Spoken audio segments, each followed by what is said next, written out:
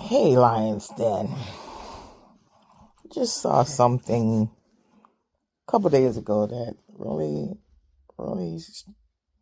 didn't set right with me.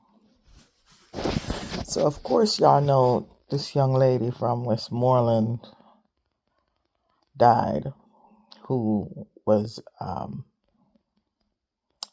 burned at the gas station. My condolences to her family. Um, I'm pretty sure nobody wanted her to die, but I saw something yesterday where somebody said, see, the reason why she died is because y'all come out and say nobody should put any money in her GoFundMe. First of all, that's not the reason she died. The reason she died is because of the altercation. First of all, crime's been going on in Jamaica before the internet,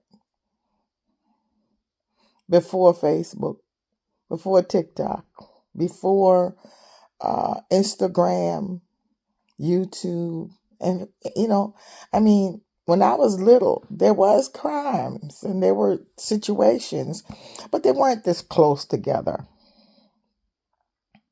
I can recall some heinous stuff that happened when I was a child. And there wasn't this much against children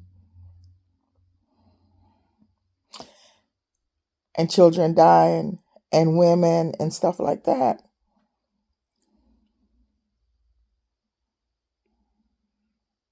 And they solve cases without, you know, social media. But when something comes out in social media, it's going to be tried in the social media courthouse, just point blank. Everybody has an opinion, and you know what they say about that. But I'm saying that to say this: that GoFundMe had over $6,000, I believe, in it. But if if I was a family member of that young lady, I would have come out and said, "Listen, uh, I'm asking for some funds to help my family member out.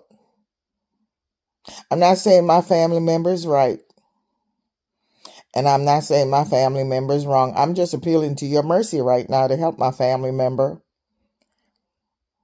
and the rest can be handled in the justice system."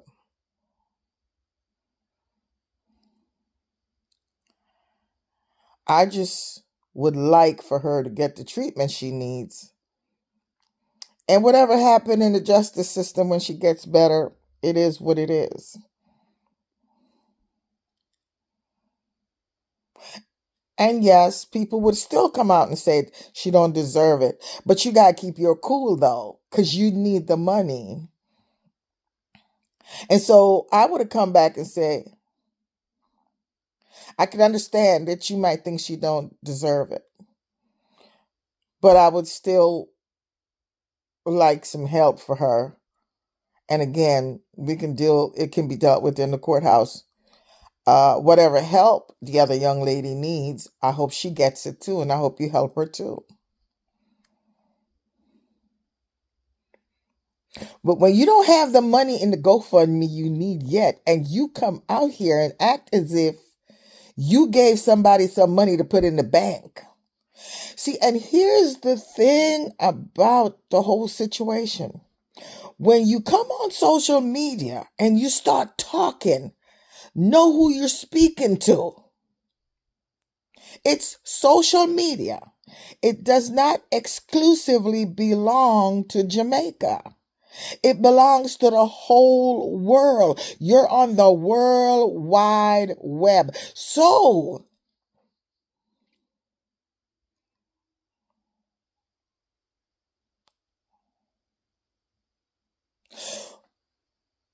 coming out and acting in a behavior that contradict what you're trying to gain is not going to get any money.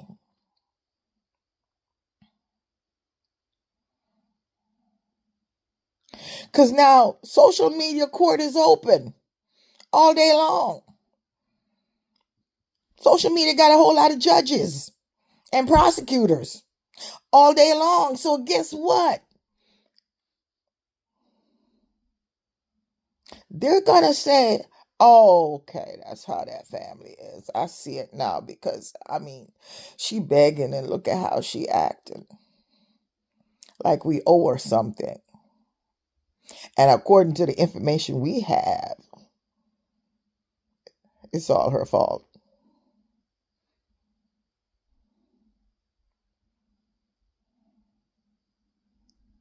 Now, I am so sorry that she passed because she needed to be here. See, over on this side in the States, we say don't write a check your butt can cash. And we say don't go selling wolf ticket because somebody got money to buy it. But here's the situation. When somebody gets backed in a corner where their psychological instinct comes online and they have to immediately size up the situation between fight or flight. It's the only two decisions they got. There's the only two options they got. And they got to take one. Fight or flight. If it's in a situation where you can't get away, you got to fight. Dead or alive, you got to fight. Now I want to ask a question. What if when she was getting stabbed, that weapon missed her cheek and went into her jugular and she bled out at the gas station? Who would say what then? Who was going to tell her mother they were sorry? See, it's a bad situation all around.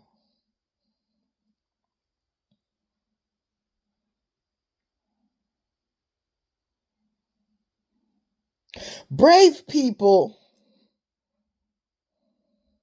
who are really brave are some of the quietest, most humble people you ever want to see. They avoid a lot of confrontation. Not because they can't handle it,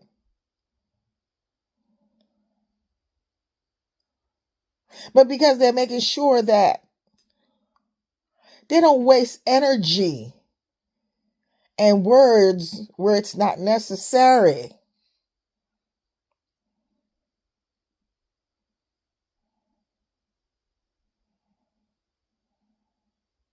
But you know what though? You know what I know?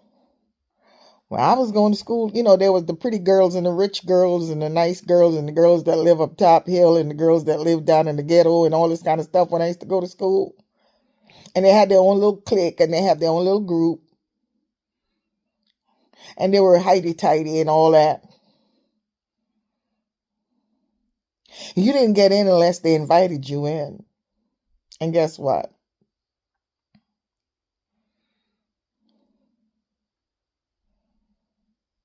Don't underestimate the ones that's scratching in the mud, that's fighting for life, that don't have the privilege somebody else is having. You can't go off your looks alone. Just because you're cute don't mean you're right. I'm just saying.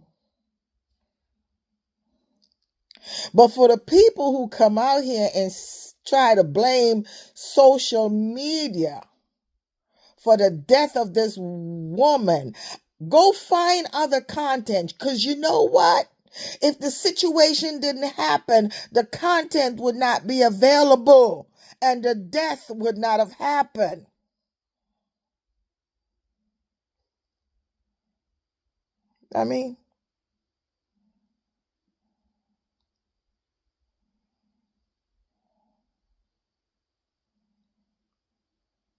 And some of these things we see on social media, don't think that they're new. They're not new. They're not new. We just got a platform to show them now.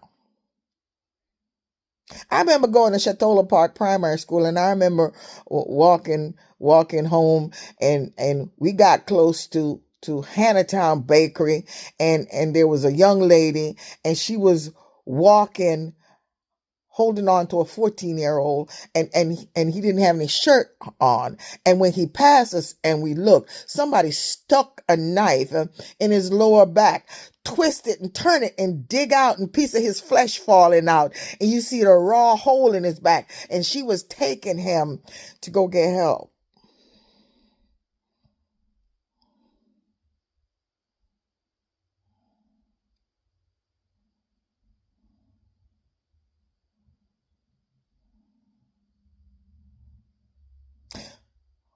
When I was about 11 years old,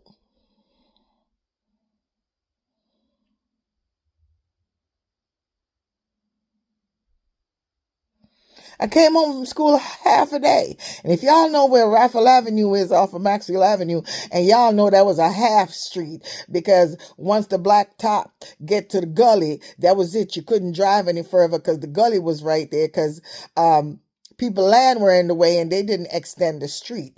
They extended after probably 71 or something, but you had to get down out of your car if you want to go see somebody pass over the gully, and you had to walk down the dirt and cross the gully and go back up to the dirt, or you got to go down to the next street, drive around, and come round and come back up to the dirt side. Hey, Van, if you know, you know. And I came home on a Thursday. School let out half a day. It was like about 11, 12 o'clock. And there was a guy in the gully in the fetal position with rigor mortis set in, with his hand between his legs. I'll never forget it. He had on brown pants, and he had on one of them Banlon shirts that was out at the time, where, you know, if the down the waist was dark green, then the green start getting lighter until it turned to white. His was a brown to like a burnt orange to an orange to a white. He was laying on the ground. And I'm hearing accounting people telling me what happened. And they're saying, you know what happened? You know, he a rich guy. His parents are rich. I believe they said his parents had an accounting firm, and he had no business dying like that. But see, he wanted to hang, and he hang.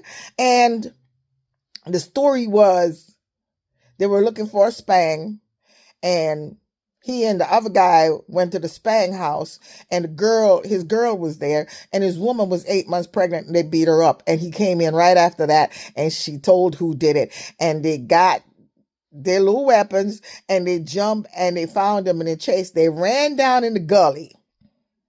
But the other guy, he went north and got away. But this guy went south and had nowhere else to go. He couldn't get up off of that gully to go up on Raphael Avenue to go to the blacktop and escape on Maxwell Avenue. So they stabbed him up and took off and left him for dead. And by the time the people called for help, they said that he was stabbed up so bad, but he was so weak and bleeding out, he would try to get up and he would fall, and his head was hit the concrete. Light-skinned brother. I will never forget it. So stuff was happening all the time. Social media just wasn't there to pick it up. But now they're running too close together, because people know they have social media, and they can come on social media and say this and say that, and they can push their little camera on people and come on social media and say this and say that. And while I'm at it, they need to teach the kids to stop, drop, and roll, because that's what you do when you're on fire. You got to stop where you at, drop to the ground, and just start rolling. It's going to put that blaze out. Slow that burn down.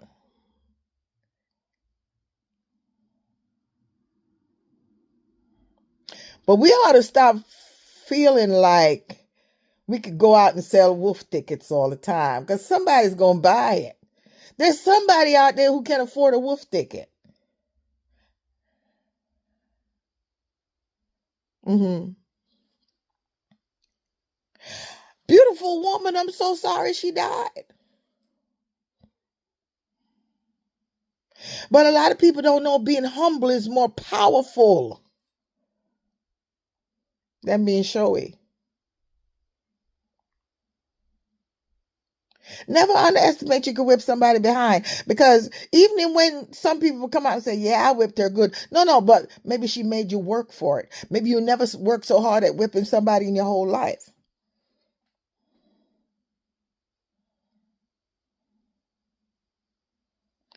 So all the people were saying social media didn't give her the money. No, it was not social media. It was behavior and entitlement.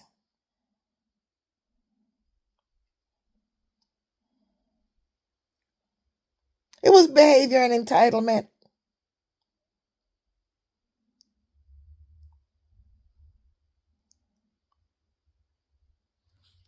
And I was watching somebody's live, and I heard them say, that's part of the thing. You pick a fight with somebody, then you go to the police station, you say that person pick a fight with you, then you come back, and this time you really gonna unalive them. But what you do is, since you have that false account that you put in at the police station, you could come back and say, I reported it last time.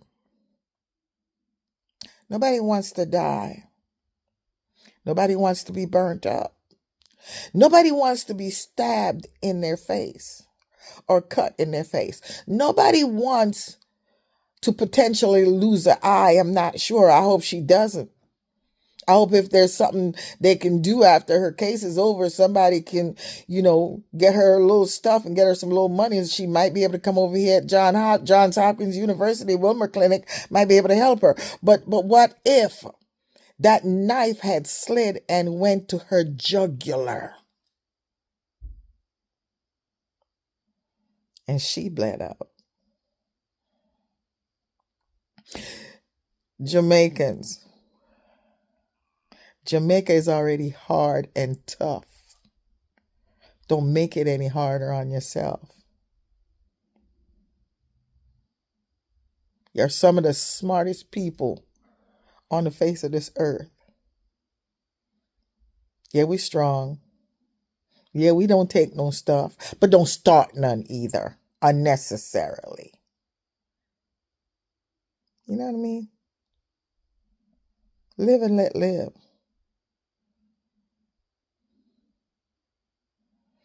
People say it was over a man and this and that. I heard all kind of different stories. Some say it was over the job. And then I come back, I heard, no, it was over a man.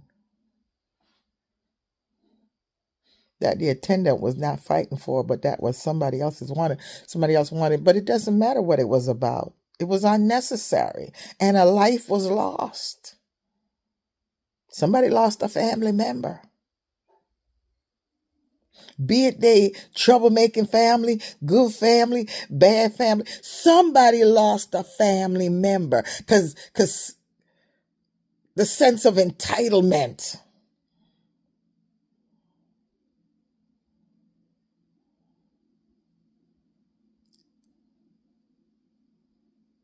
So no, it wasn't social media that killed her. It wasn't. Social media came in after the fact of the incident. And yes, the judges of social media try cases all day long, 24 hours a day, worldwide.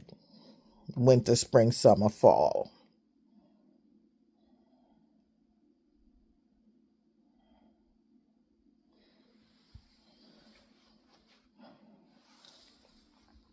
So, listen, it's not social media fault. It's not. It's not social media fault. When you come out here talking on social media, know who your audience is. Know that people check behavior, know that the social media court is in session. There's always a judge and a jury present. There's always a prosecutor and a defendant attorney present.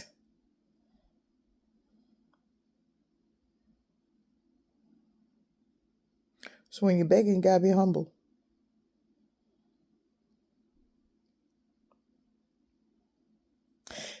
When somebody put up a GoFundMe, it's not that anybody have to give $1 into it. What it is the people are going to look at the humanitarian cost, the humanitarian need of that GoFundMe. They're going to examine the whole situation.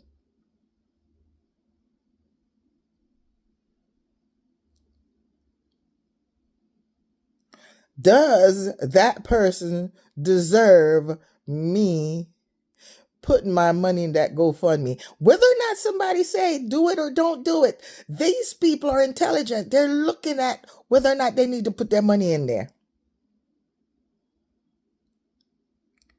But when social media out there already giving their 2 cents on this burn victim negatively, and then a family member come out and give an example of the same behavior that the people in social media saying the burn victim portrayed with her other sister, then people are going, oh no, I see it now. I see it now.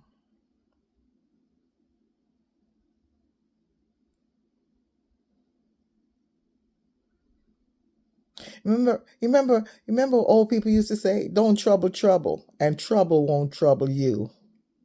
And then if you go way, way down in the country, they say if you can't hear you, how does it go? If you can't hear you roughing, you will feel like you're buffing. So no, it wasn't social media. It wasn't social media. The damage was done at that gas station. It was done at that gas station. Could have gotten money, could have flew her out, could have got the treatment, but the internal damages could have been so bad that maybe they only last 6 months or a year. Maybe they had to have special needs care after that. And maybe some kind of deterioration was set in. So it was not social media fault at all. Scientifically, behaviors are subject to change. Personality is a whole different thing. Character can be flawed, but behaviors are subject to change. Anything we learn, we can unlearn it. So our behavior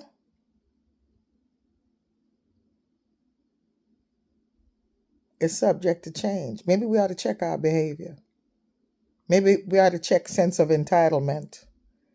Maybe we ought to check trying to prey on those we think are not as good looking as us, or rich as us, or smart as us, or live in the kind of house we live in, or drive the kind of car we live in. Because guess what? We all going back to the dirt. We all going back to the dirt. Our mortal flesh gonna rot like everybody else. To the bone. To the bone. So y'all take care of yourself. And don't be coming out here thinking social media court ain't in session. Because everything is subject to a trial. Have a good day.